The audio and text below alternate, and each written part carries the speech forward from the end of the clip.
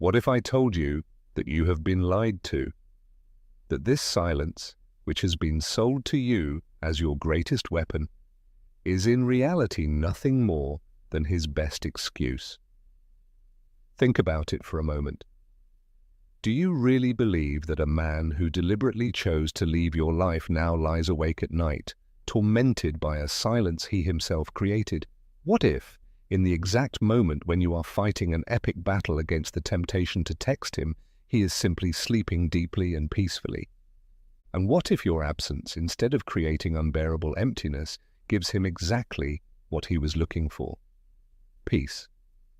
You have been told that no contact is a strategy of power, but in most cases it is nothing more than a silent death sentence, being forgotten. Your silence does not scream to him, "I miss you." It whispers, "You were right. I play no role in your life." You are not only giving him permission to move on, you are even taking away his last trace of guilt. Because let's be honest, what is easier for his ego, to think he has lost an incredible woman who still moves on strongly, or to believe you are a poor broken girl who cannot even manage to send him a message?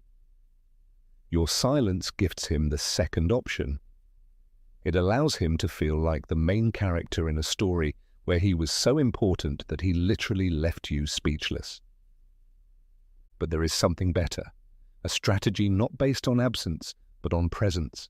One that does not aim for his heart, because right now his heart is wasteland for you, but strikes directly at his ego, his competitive instinct, the most primitive layer of his brain. Today is not about making him miss you. It is about making him doubt himself, regret, and see so clearly what he lost that your silence looks like child's play in comparison. So forget everything you have believed about no contact. What I am about to tell you will not only heal you, it will hurt him more than any silence ever could. Are you ready to stop being a ghost and become his greatest regret? The reason why these words touch you so deeply, why you clicked on this video with a mixture of hope and skepticism, is because deep down you already feel that something is wrong. For days, maybe weeks, you have been clinging to your iron silence. You have archived your chats, muted his stories, and convinced yourself that you are in control. Yet every vibration of your phone makes your heart race. Every car that looks like his makes your stomach sink. You live in a constant state of alertness, waiting for a signal that never comes. The fundamental problem with no contact is that it rests on a romantic illusion. Almost like in the movies, if love is real, it leaves a wound so deep that absence becomes torture. It assumes that your ex is living in the same state of hyper-awareness as you are. But psychology and biology, especially the male ones, often work much more pragmatically and, let's be honest, selfishly. If you completely disappear, if you gift him with absolute silence, you do not challenge him. You serve him the solution on a silver platter. The conflict is over, the post-breakup tension evaporates. There are no more texts for him to ignore, no calls, no drama. Your silence does not mean, "Look how strong I am," but simply, problem solved. His brain, programmed to close problems, files the case, breakup away, and moves on. You give him peace, and from peace, no one misses chaos. This is where what I promise you begins. The real reason I am asking you to stay for a few more minutes. I am not giving you cheap manipulation tricks. I am giving you a map of the psychology of the ego.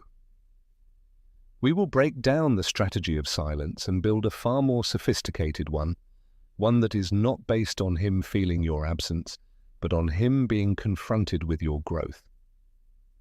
What you will learn is not how to make him miss you for a weekend. You will learn how to install a permanent doubt in his mind, the doubt that he may have made the biggest mistake of his life. A doubt that does not fade with time but grows every time he sees proof that your life has not only not stopped but has accelerated without him. We will shift from a fading memory to a future he will forever regret not being part of. And that is exactly why we must change the rules of the game. We must stop playing the role of the ghost and start becoming unforgettable. And being unforgettable, believe me, has very little to do with silence. It has to do with noise, but not just any noise, the sound of your own life. To understand why your happiness hurts him more than your silence, we must first understand how his mind works. Very simply, the male brain in the context of a breakup is not better or worse, just different. It is evolutionarily wired for action, problem solving, and winning. A breakup at its core is a problem, and once the decision is made, his main goal, often unconsciously, is to close the case in order to move forward. This is exactly where no contact becomes his greatest ally. If you cut all communication, you are doing his work for him. Imagine in his head there is a to-do list. The breakup is a huge red underlined point, causing stress and draining energy. It forces him to think, to feel guilt, to doubt. But the moment you use silence, it looks as if this task has suddenly been checked off. He did not solve it, but it disappeared from his sight. And his ego knows how to rationalize your silence in 1,000 ways.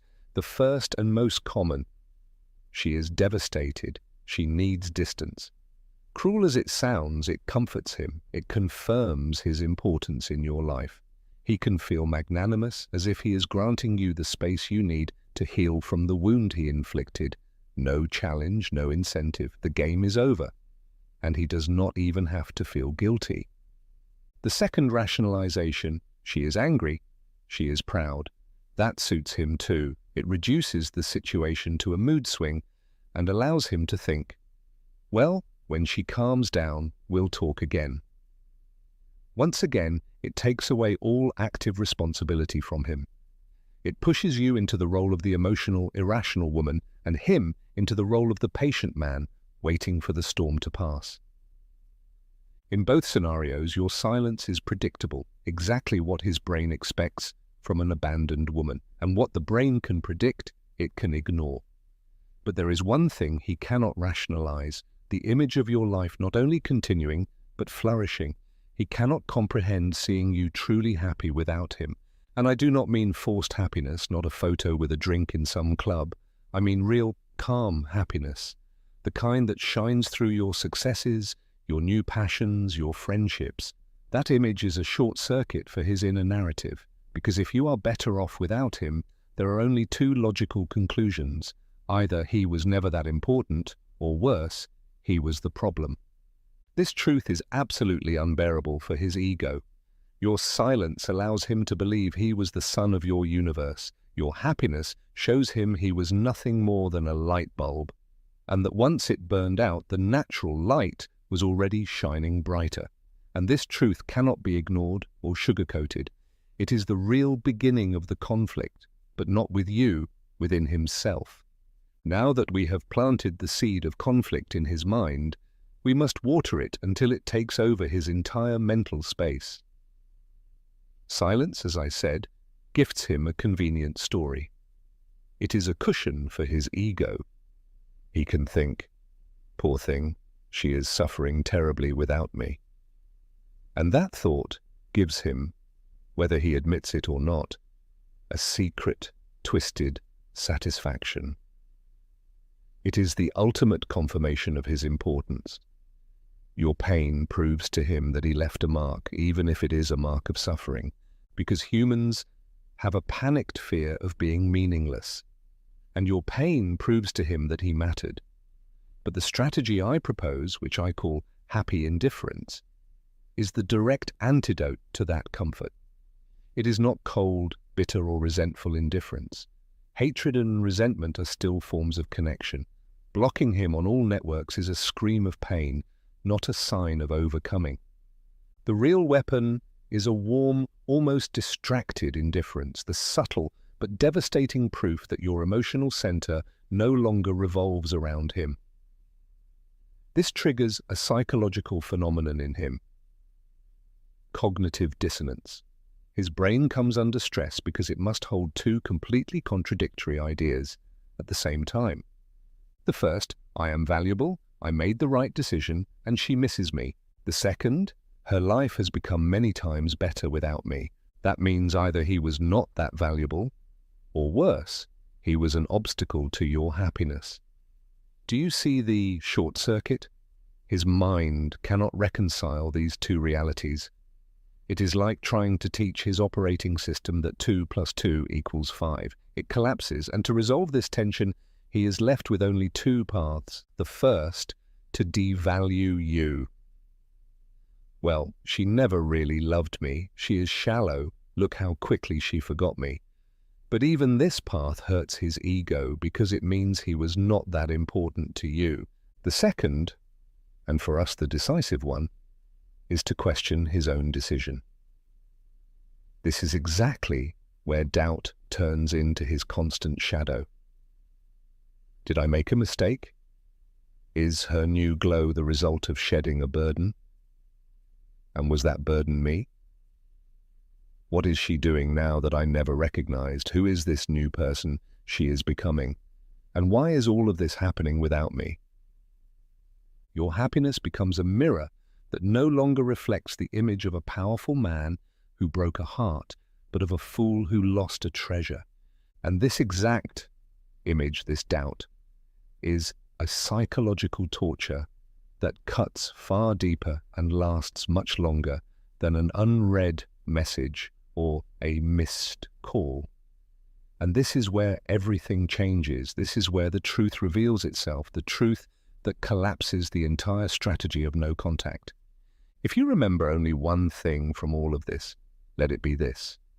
What I am explaining to you now is the key that opens the door to his regret and closes forever the door to your pain. We have talked about his ego, about cognitive dissonance, about how your happiness triggers an inner conflict within him. But the final blow, the turning point, the real checkmate, is not that he sees you are doing well. It goes much deeper. The hidden truth is this. What destroys him is not your absence. It is the irrefutable proof that he was never the source of your happiness. Think about it. During your relationship, his ego was built on the idea that he was giving you something essential, maybe security, fun, passion, stability. In his inner narrative, he was a decisive part of your well-being. When he left, he assumed he was taking that essential piece with him, and that your emotional foundation would therefore crumble. Your silence and your pain confirm his theory. Without me, she is incomplete. But when he sees you laugh with a new spark in your eyes, when he sees you reaching a goal by your own strength, he does not see an ex who has moved on. He sees a woman who was complete from the very beginning. A woman whose happiness was part of her essence, not a gift he granted her. The real death blow is not, "Look how happy I am now." The death blow is, "Look how happy I always was, and you never realized it." Or even worse, "Look how much happier I can be now that you are no longer here to hold me back." That destroys him because it tears his sense of significance out by the roots. It demotes him from the main character of your life to nothing more than a spectator. And nothing fuels obsession more than watching from the sidelines a game in which you once saw yourself as the star. He is forced to face the possibility that he was not only not irreplaceable, but maybe, just maybe, even dispensable. Without a single word you show him, your love for him was a choice, not a necessity. And exactly at the moment a man realizes that you never needed him is the moment he desperately starts wanting to be chosen by you again. That is the point of no return. Here, silence fades into oblivion, and your success becomes the only noise in his head. I know what you're thinking now. All of this theory sounds powerful, enlightening, but also abstract. You are asking yourself, okay, I get it, but what do I actually do now? Do I pick up my phone and change everything right away? The beauty of this strategy, in contrast to no contact, which is passive and based on inaction, lies in the fact that it is active. It gives you back control, it gives you an action plan, and it is much simpler than you think. It is built on 3 pillars. First, the control of the digital window. The rule is clear. Do not block, mute. Blocking is a slap in the face, an act of emotional war. It screams, "You hurt me so badly I cannot even bear to see your name." By doing this, you hand him power, the certainty of your pain. Muting, on the other hand, is an act of elegance and subtle strength.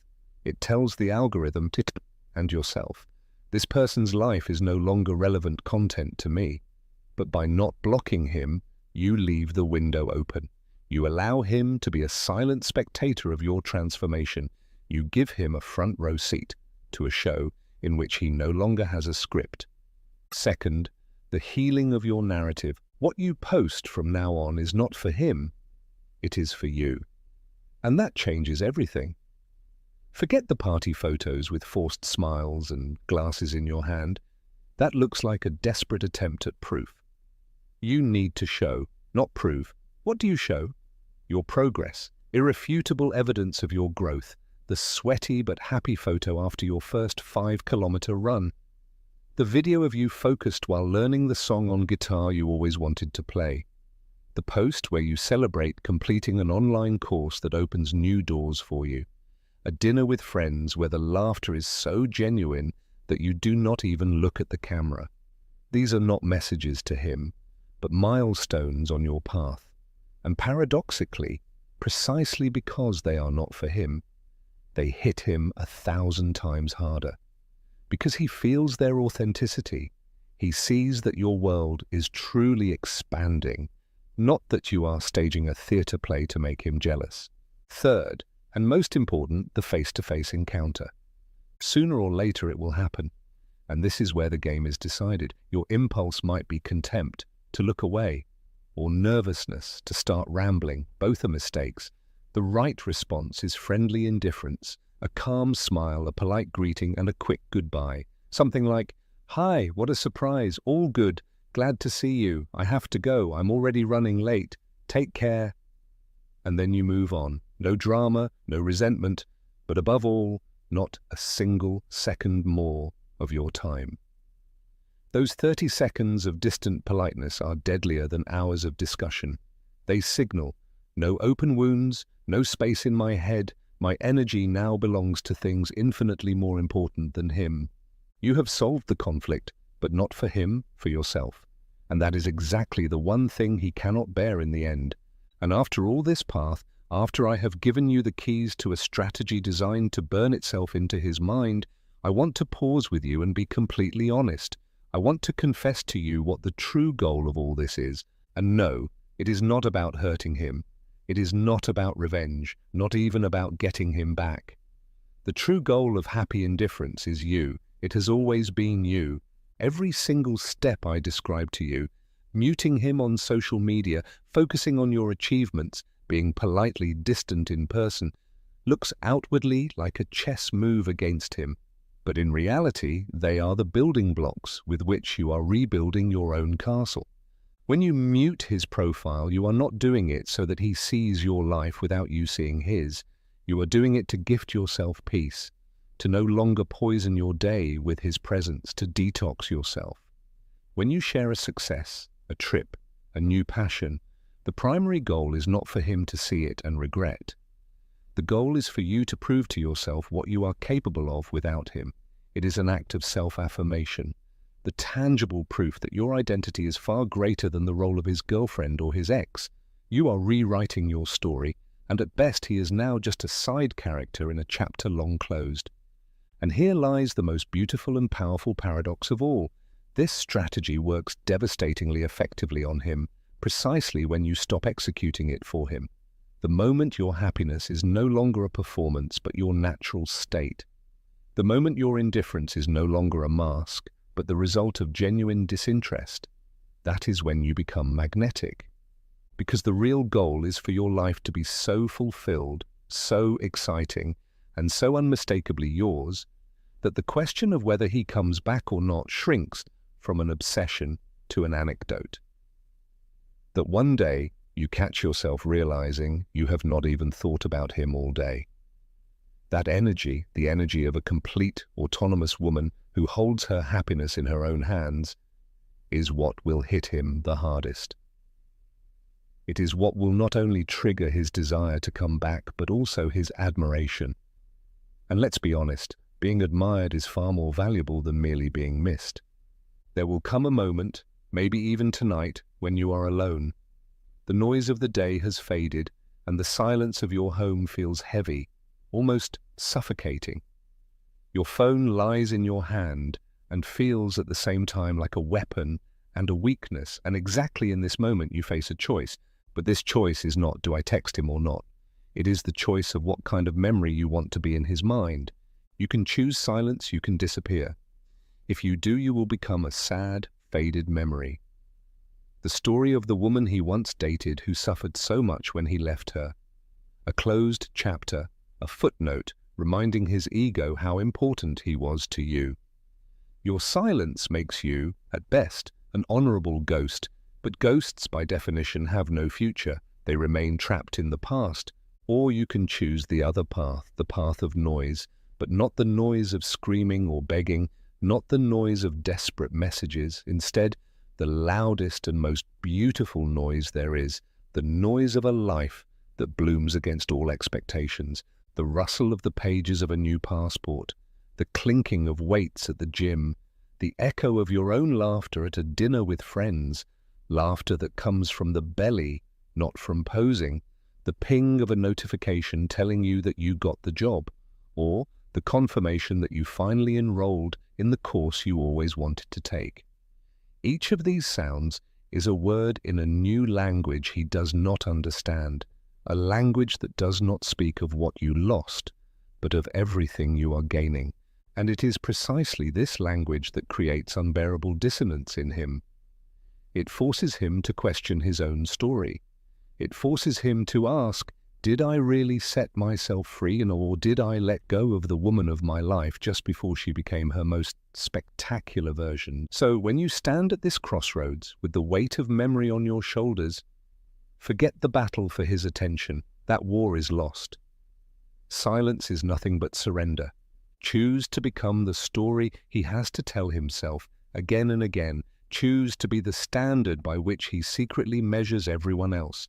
Do not fight for his attention with silence. Force him to question your absence with the noise of your happiness.